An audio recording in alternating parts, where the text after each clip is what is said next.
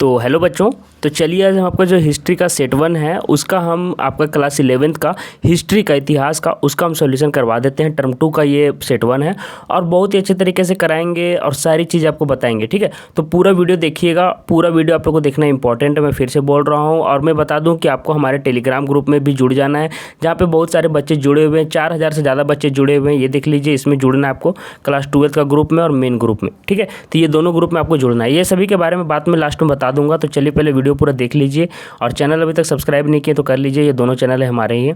तो चलिए first question देखिए क्या पूछ रहा है कि द लास्ट सपर चित्र किसने बनाया था। तो उत्तर हो जाएगा लियोनार्डो दा विंची द्वारा बनाया गया था, है ना। तो याद रखिएगा। सेकेंड क्वेश्चन देखिए, ये सारे देखिए फर्स्ट क्वेश्चन जितने भी शुरू में क्वेश्चंस रहेंगे वो शॉर्ट क्वेश्चन रहेंगे। ठीक है, वो एक बार मैं चलिए बता देता हूँ। यहाँ पे देख लीजिए, शुरू वाले जो क्वेश्चन हैं 1 से 7 तक वती लघु उत्तरीय प्रश्न है, 2-2 अंक वाले, और 8 से 14 है। उनमें यहाँ से किन्हीं 5 का उत्तर देना है, सभी का उत्तर नहीं देना है, सिर्फ 5 का देना है 50 शब्दों में।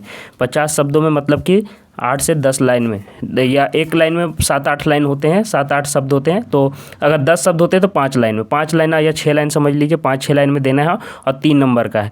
आगे देख लीजिएगा कि 15 से 19 तक में आपको सिर्फ 3 क्वेश्चन बनाने हैं। देख लीजिए किन्हीं 3 को बनाना है, सब नहीं बनाना है परीक्षा में, और सभी 5-5 नंबर के रहेंगे। तो चलिए ठीक है, तो कोलंबस अमेरिका कब पहुंचा था। तो 1492 में।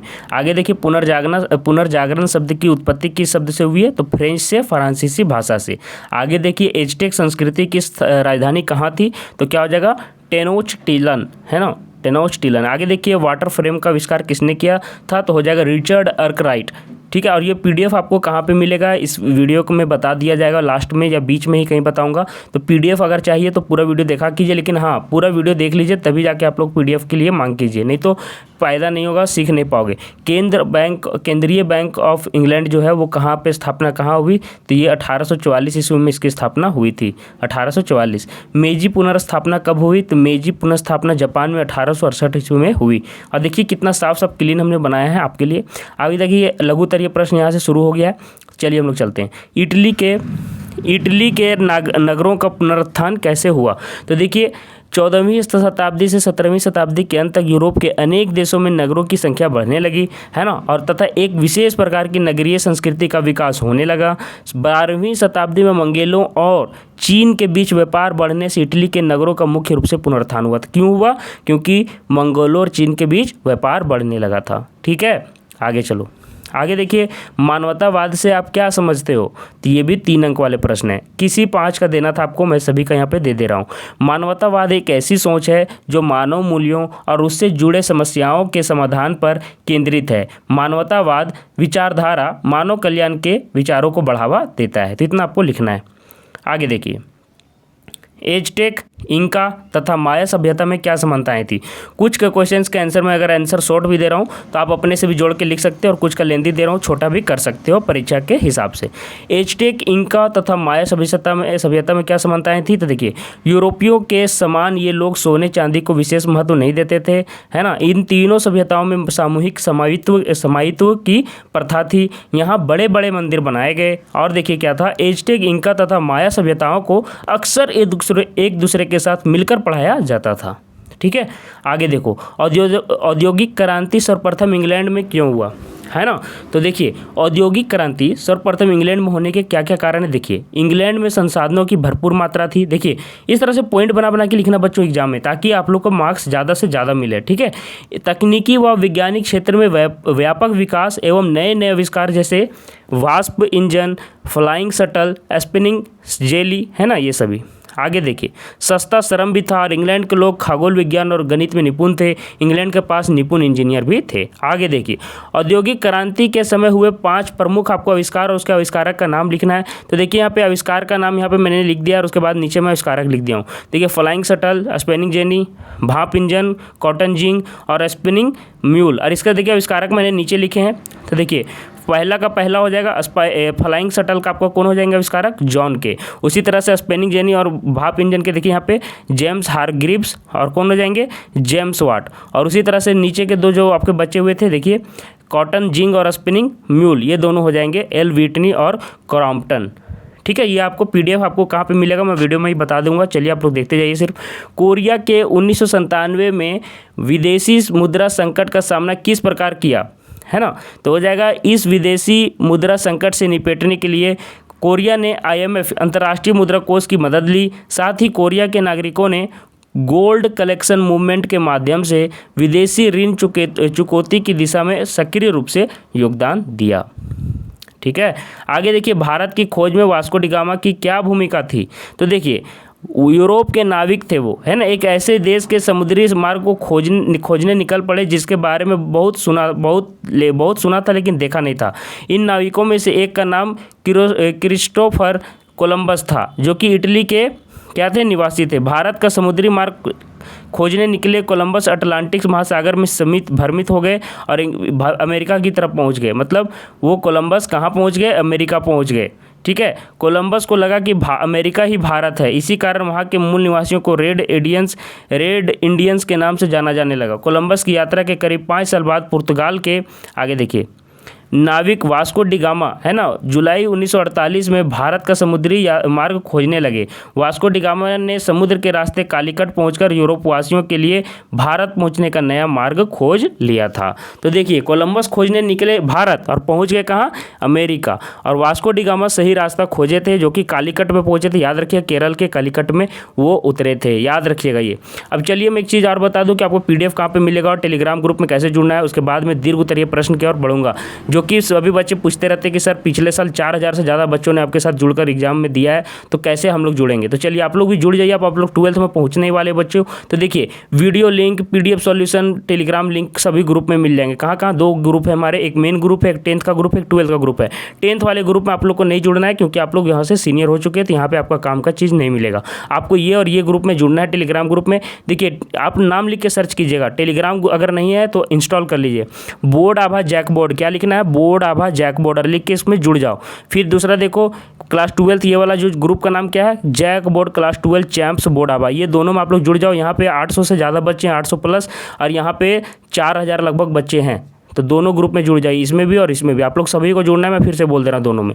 और लिंक भी मैं दे दिया हूँ, लिंक से अगर जुड़ पाते हो तो अच्छी बात है, नहीं तो नाम सर्च करके जुड़ जाना, क्योंकि लिंक से बहुत बच्चे नहीं जुड़ पाते। लिंक अगर देखना है तो देखिए यहाँ पे लिंक भी आपको मिल जाएगा PDF में, ठीक है, लेकिन बहुत बच्चे लिंक से नहीं जुड़ पाते हैं। तो देखिए ये दोनों चैनल से आप लोग जुड़ जाइए, फिर से मैं बोल दे रहा हूँ, ये दोनों से पिछले साल 75% से अधिक 1200 से ज़्यादा बच्चों ने लाया था यहाँ से जुड़ के, ठीक है। और अगर ये डाटा ये साल और बढ़ने वाला है, 1200 से हो सकता है कि 2000 भी चला जाए, ठीक है।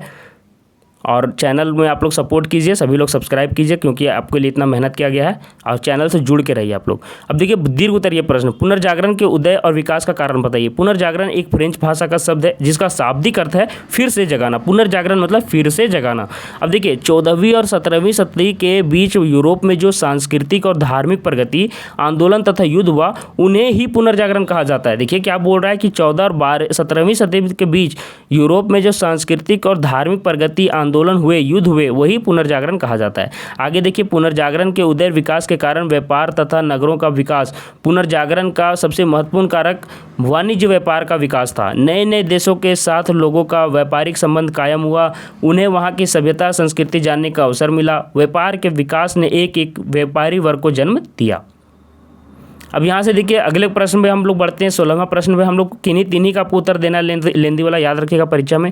नवीन मार्गों की खोज में पुर्तगाल और स्पेन के योगदान का उल्लेख कैसे करें, याद रखिए, उल्लेख करें। आपको याद रखना है कि क्वेश्चन ज़्यादा नहीं बनाना है, नहीं तो एग्जाम लैप्स हो जाएगा, टाइम निकल जाएगा और आप लोग लेंदी वाला क्वेश्चन में ही फंस जाओगे। तो इसलिए मैं बोल रहा हूँ कि ज़्यादा जितना बोला गया, बीच वाला में 5 क्वेश्चन ही बनाना है और ये वाला दीर्घ उत्तरीय में 3 ही बनाना है। तो 8 ही क्वेश्चन आपको लिख के बनाना है।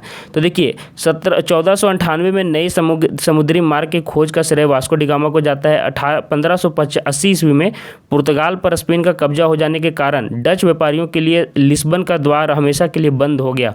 व्यापार की इन आवश्यकताओं ने एक नए राजनीतिक समीकरण को जन्म दिया। अब इन व्यापारियों ने सीधे व्यापार करने की नीति अपनाई। आगे देखिए कि अमेरिका की खोज में कोलंबस की क्या भूमिका रही। देखिए कोलंबस को भी मैंने बताया कि वो भारत ही खोजने निकला था, जबकि वो पहुंच गया था अमेरिका, तो उसी के बारे में पूछ रहा है। तो देखिए यूरोप के नाविक एक ऐसे देश की समुद्री मार्ग को खोज करने निकल पड़े जिसके बारे में उन्होंने बहुत सुना था लेकिन देखा नहीं था। इन नाविकों में से एक का नाम था क्रिस्टोफर कोलंबस, जो कि इटली के निवासी थे। भारत का समुद्री मार्ग खोजने निकले कोलंबस अटलांटिक महासागर में भ्रमित हो गए और अमेरिका की तरफ पहुँच गए। कोलंबस को लगा कि अमेरिका ही भारत है, इसलिए वहाँ के मूल निवासियों को वो क्या कहने लगे, रेड इंडियंस के नाम से जानने लगा। ठीक है। आगे देखिए, औद्योगिक क्रांति के समय किए गए आविष्कारों की दिलचस्प विशेषताएं क्या थी। ठीक है, औद्योगिक क्रांति के समय किए गए आविष्कारों की दिलचस्प विशेषताएं क्या थी। तो देखिए, इन आविष्कारों के कारण अनेक उद्योग जैसे लोहा इस्पात उद्योग, कपड़ा उद्योग, जहाज निर्माण उद्योगों को काफ़ी प्रोत्साहन मिला। इन आविष्कारों के फलस्वरूप वाणिज्यवाद और उपनिवेशवाद का प्रभाव बढ़ गया। आपको मैं बता दूं बच्चों को, टेलीग्राम में ही आपको पीडीएफ मिलेगा, तो टेलीग्राम में ही जुड़ जाइए आप लोग। इन आविष्कारों के फलस्वरूप वाणिज्यवाद और उपनिवेशवाद का प्रभाव बढ़ गया। इन आविष्कारों के लिए वैज्ञानिकों ने नहीं बल्कि साधारण लोगों ने प्रयास किए और वे अपने प्रयासों में सफल भी रहे। इन आविष्कारों एवं उपनिवेशवाद के कारण खगोलीय खोजों और अंतर्राष्ट्रीय बाजारीकरण को बल मिला। आगे देखिए, कच्चे माल की प्राप्ति तथा तैयार माल की खपत के लिए इंग्लैंड को एक विस्तृत बाजार की आवश्यकता पड़ी। इनकी स्थापना के लिए इंग्लैंड को प्रोत्साहन किया। आगे देखिए, पश्चिमी शक्तियों द्वारा है ना पेश की गई चुनौतियों का सामना छिंग राजवंश कैसे किया। आगे देखिए, चीन की छिंग राजवंश पश्चिमी शक्तियों के द्वारा पेश की गई चुनौतियों का सामना करने में असफल रहा। 1839 से 42 में ब्रिटेन के साथ हुए पहले अफीम युद्ध से इसे कमज़ोर बना दिया। युद्ध में सुधारों एवं परिवर्तन की मांग उठने लगी।